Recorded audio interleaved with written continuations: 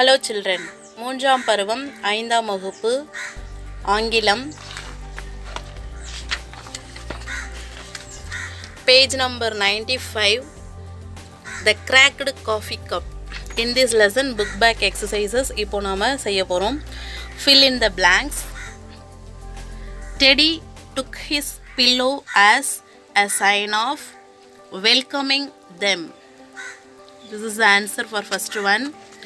Teddy took his pillow as a sign of welcoming them. Second, Connie and Teddy were in the garden at 12 noon. Muthu collected garbage from every house. Anbu was a 2-year-old boy. Connie took Teddy out for a walk. Is the answer. Teddy took his pillow as a sign of welcoming them.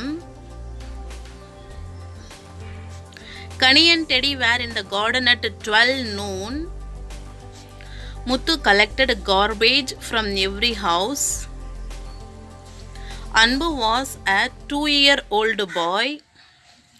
Connie took Teddy out for a walk. Thank you.